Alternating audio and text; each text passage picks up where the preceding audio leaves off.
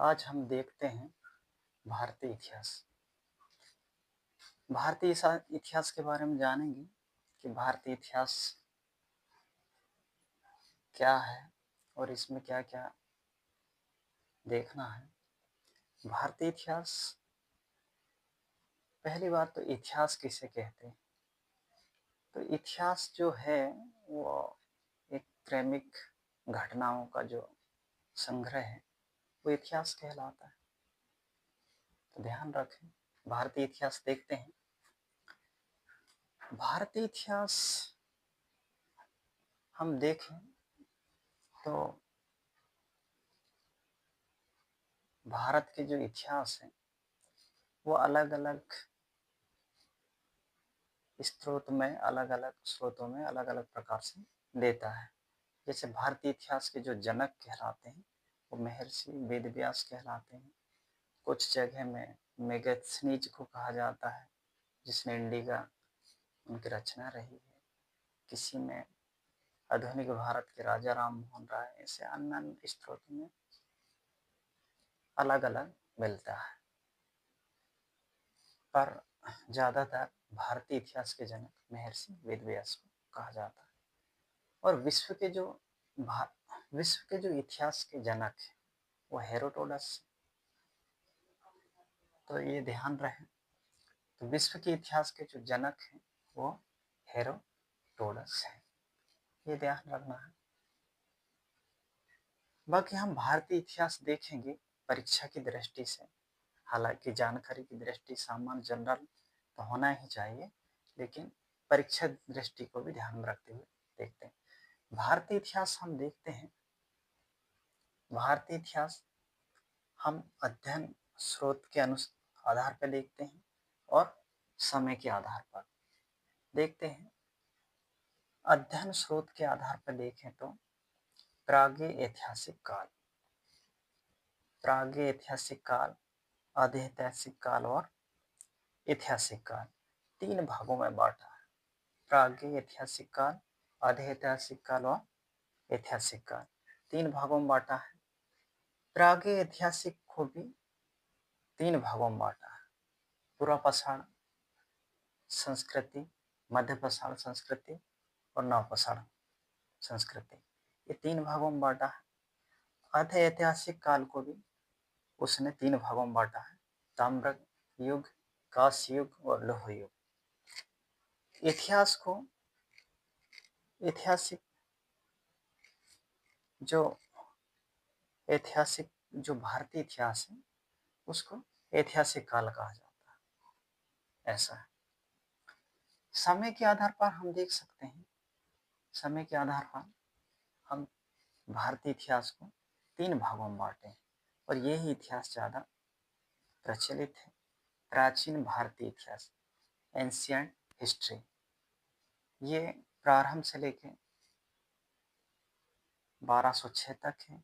मध्यकालीन इतिहास, medieval history, तो ये है 1206 से 1707 तक।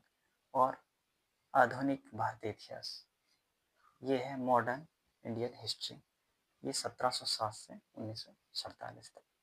इस प्रकार से देख सकते हैं हम लोग कि भारतीय इतिहास किस प्रकार से। तो हम थोड़ा इसका विस्तार से देख सकते हैं।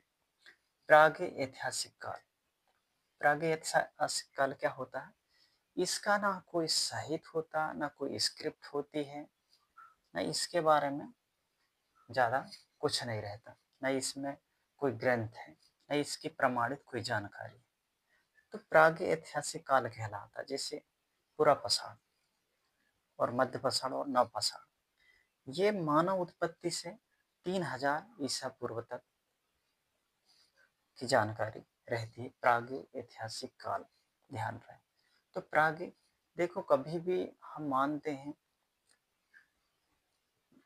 ईसा मसीह को क्या मानते हैं? कैलेंडर में 0 मानते हैं। इससे पहले को BC लिखते हैं और नीचे ईस्वी लिखते हैं, ऐसा है। बिफोर क्राइस्ट मतलब पहले, इसके जो जन्म को 0 मानते हैं, इससे पहले जो है BC। तो ये 3000 BC लगभग हमारे इतिहास लगभग 4500 BC के आसपास जानकारी है। भले ही लोग कहते हैं कि करोड़ अरबों साल रहे होंगे तो रहे होंगे, लेकिन एथेंटिक जो जानकारी है वो हमारे पास इतिहास में 4000 से 4500 के आसपास से है। तो ये ध्यान रखना है। फिर आगे ऐतिहासिक काल क्या होता है, तो इसमें ना ही कोई प्रमाणित जानकारी है, ना कोई साहित्य है, कोई स्क्रिप्ट नहीं है, उसे हम प्रागे ऐतिहासिक काल कहते हैं। ये खुदाई के आधार पर एक अनुमान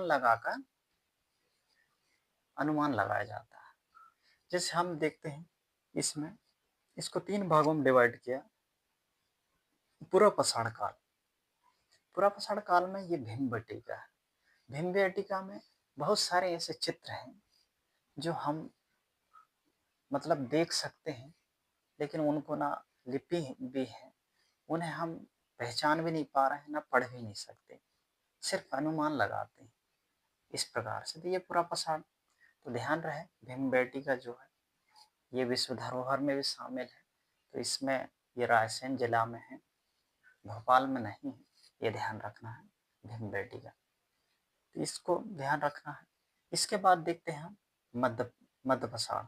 मध्यपाषाण, इसमें कृषि के कुछ अवशेष मिले हैं। ये आदमगढ़ करके होशंगाबाद में है, ध्यान रखना ये आदमगढ़ करके।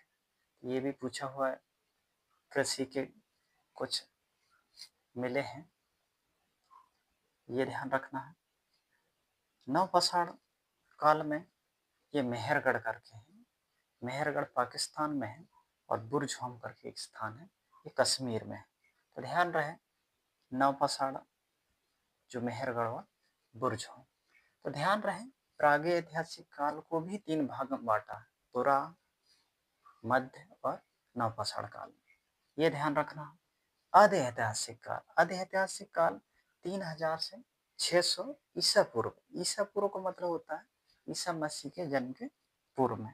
3000 से 600 का जो आदि ऐतिहासिक काल है ये है। तो इसको कुछ लोगों ने ताम्र युग, कांस्य युग और लौह युग में भी बांट दिया है, और इसी को हड़प्पा सभ्यता और वैदिक सभ्यता में भी बांटा हुआ है। आदि ऐतिहासिक का मतलब है कि इसमें इसका साहित्य तो है, लेकिन आधा सा साहित्य हम पढ़ ही नहीं सकते। इसकी जानकारी जरूर है, लेकिन आधी अधूरी है। हम आधी सी स्क्रिप्ट लिपियों को पढ़ भी नहीं पा रहे हैं, तो इसलिए इसको आधा अधूरा है, इसके लिए इसको आदि ऐतिहासिक काल कहते हैं। जैसे ताम्र युग 5000 के आसपास। ताम्र कांस्य युग इसलिए कहा जाता है कि जिस युग में तांबे और कांसे का उल्लेख मिलता है और इसमें उपयोग करते हैं, तो उसको ताम्र युग, कांस्य युग कहते हैं। उसी प्रकार लौह युग, ये 1000 BC के आसपास हुआ है। जिस युग में ज़्यादातर लोहे का उपयोग करते हैं, उस युग को हम लौह युग कहते हैं। ये ध्यान रखना है। हड़प्पा सभ्यता, हड़प्पा सभ्यता अपन पढ़ेंगे प्राचीन इतिहास में। हालांकि हड़प्पा सभ्यता और वैदिक सभ्यता में भी, हड़प्पा सभ्यता में भी ऐसा है कि हड़प्पा सभ्यता पाकिस्तान वाले इलाका में है, और आधे से ज़्यादा हमारे भारतीय क्षेत्र में फंसता है। या आप लोथल देखें, धोलावीरा देखें, कालीबंगा देखें, या आलमगीर देखें, मांडा देखें, दहमादाबाद देखें, ये बहुत सारे हैं। तो इनको भी देखें, तो इनमें भी कुछ चीज़ें ऐसी हैं जिसको हम अनुमान लगा के कह सकते हैं। जैसे वहाँ, जैसे हड़प्पा सभ्यता में यहाँ कपास मिला, तो उसको हम कार्बन रेडिंग से अनुमान लगा सकते हैं कि सबसे पहले हमारे पास ही कपड़ा रहा होगा, क्योंकि ब्रिटिश या जो ब्रिटिश लोग कहते हैं कि नहीं, कपड़ा बनाना भारतीयों को हमने सिखाया, लेकिन सबसे पुराना कपड़ा हमारे भारतीय लोगों के पास है। तो वो कहते हैं कि नहीं, सबसे पहले इंडिया लोग कपड़ा बनाना सिखाया, ऐसा करके। तो इस तरह से है, तो ये देखना है। और वैदिक सभ्यता, वैदिक सभ्यता हमारे 4 वेद हैं। तो 4 वेद के प्रमाणित के आधार पर हम ऋग्वेद और सामवेद, यजुर्वेद, अर्थवेद, तो ये वेदों के आधार पर हम कह सकते हैं कि हमारी भी प्राचीन सभ्यता रही है। तो भारतीय जो सभ्यता रही है वो कीट की सभ्यता, मिस्र की सभ्यता, चीन की सभ्यता, इन सभ्यताओं के समकक्ष रही है। ऐसा है विश्व के जो इतिहास है उस समय, तो इसको भी हम विस्तार से पढ़ेंगे। इसके बाद हम देखते हैं ऐतिहासिक काल। ये 600 BC से भारतीय इतिहास तक, मतलब जो आज के 1947 जो भारतीय इतिहास रही है, तो इसमें जो स्रोत रहे हैं वो भौतिक के आधार पे हैं, लिखित और खुदाई करके, और विदेशी विवरण, जैसे हम देखते हैं मेगस्थनीज भी और फिर फ्रांसीसी भी जो, और फिर चीन के जो हैंसांग वगैरह है, इनकी जो यात्रा वृत्तांत है, उनके आधार पर हम इतिहास को जानते हैं। ये ध्यान रखना है। इसके बाद देखते हैं हम समय के आधार पर इतिहास। प्राचीन भारतीय इतिहास देखो, एंशिएंट इंडियन हिस्ट्री, मतलब प्राचीन भारतीय इतिहास जो है प्रारंभ से, प्रारंभ लगभग 4500 वर्ष से 1206 तक, ये भारतीय जो प्राचीन भारतीय इतिहास कहलाता है। देखो, भारतीय इतिहास में हम लोग, प्राचीन भारतीय इतिहास में हम लोग इसमें राजा महाराजाओं को काल माना जाता है, मतलब ज़्यादातर इसमें राजा महाराजा रहे थे। इसमें हम लोग प्राचीन इतिहास में हम लोग देखें तो प्राचीन इतिहास के जो पुरापाषाण है, मध्यपाषाण है, नवपाषाण, इनके बारे में पढ़ेंगे, और फिर हड़प्पा सभ्यता पढ़ेंगे, वैदिक पढ़ेंगे, और इसके बाद मगध पढ़ेंगे, और फिर इसके बाद हम लोग मौर्य काल पढ़ेंगे, फिर मौर्योत्तर पढ़ेंगे, इसके बाद गुप्त और गुप्तोत्तर, और फिर चौहान, छोटे छोटे वंश बहुत सारे पढ़ते हैं। तो इसमें प्राचीन भारतीय इतिहास जो है वो कुल मिलाकर देखा जाए तो ज़्यादातर इसमें हिंदुओं का है। इसी में बौद्ध और जैन को भी पढ़ते हैं लेकिन वो भी पहले हिंदू ही थे और हिंदू ही माना जाता है। इस प्रकार से इतिहास में कहा जाता है, ऐसा है। इसके बाद मध्यकालीन भारतीय इतिहास, मिडिवल जो इंडियन हिस्ट्री है, ये 1206 से 1707 तक। अरब आक्रमण और तुर्की आक्रमण, जिस प्रकार से महमूद गजनी और महमूद गोरी वगैरह आए, उसी समय से ये मध्यकालीन भारतीय इतिहास शुरू होता है। मध्यकालीन भारतीय इतिहास में जब इसमें 2 भाग में, दिल्ली सल्तनत और पूर्व दिल्ली सल्तनत। पूर्व दिल्ली सल्तनत में ये देखते हैं कि हम लोग मतलब कि गुलाम वंश है, खिलजी वंश है, तुगलक वंश है, सैयद वंश है और लोधी वंश, ये 3, 4, 5 वंश है, इनको हम इसमें देखते हैं। और इसके बाद हम देखते हैं मुगल काल। मुगल काल अपने बाबर से शुरू होता है, ध्यान रहे, तो बाबर से शुरू होता है। मुगल काल के बाद फिर सूर्यवंश भी आ जाता है बीच में, और अंतिम में फिर से सूर्यवंश, मतलब बीच में सूर्यवंश आ जाता है, और इसके बाद ये फिर से मुगल। जैसे हम देखते हैं हुमायूं, हुमायूं को सूर्यवंश हरा भी दिया था, और फिर से बाद में फिर से वो पराजित होगा, शेरशाह सूरी, तो फिर बाद में फिर हुमायूं आ गए थे। इस तरीका से ये मध्यकालीन भारतीय इतिहास को हम पढ़ेंगे। इसके बाद देखते हैं भारतीय आधुनिक भारतीय इतिहास। आधुनिक भारतीय इतिहास में मध्यकालीन का उत्तर मुगल कालीन करके रहता है, तो जितने भी वो बाद में आए उनको देखेंगे क्रम बाई क्रम। इसके बाद फिर आधुनिक भारतीय इतिहास शुरू होता है। सबसे पहले पुर्तगाल आते हैं, फिर डच आते हैं, इसके बाद फिर ब्रिटिश आते हैं, फिर डैन आते हैं, फिर अंतिम में फ्रांसीसी आते हैं। इस प्रकार से क्रम बाई क्रम देखेंगे। और इसी में हम लोग फिर सामाजिक सुधार आंदोलन भी देखेंगे। इसी में गवर्नर जनरल, वायसराय और फिर विद्रोह भी देखेंगे और फिर हम लोग प्रमुख आंदोलन भी देखेंगे। इस तरह से भारतीय इतिहास हम पढ़ेंगे। प्राचीन भारतीय इतिहास, मध्यकालीन भारतीय इतिहास और आधुनिक भारतीय इतिहास। हमको भारतीय इतिहास में ये 3 पार्ट्स बहुत अच्छे से पढ़ना है, क्योंकि ये ही हम लोगों को एग्जाम की दृष्टि में आएंगे। तो ये ध्यान रखना है।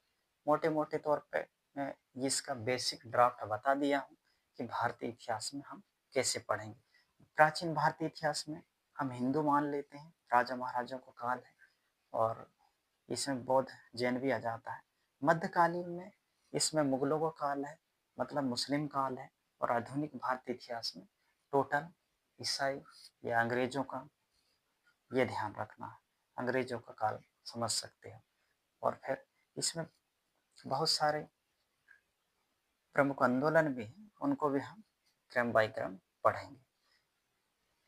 तो इस तरह से हम देख चुके हैं कि भारतीय इतिहास को किस तरह से पढ़ेंगे। Thank you for watching.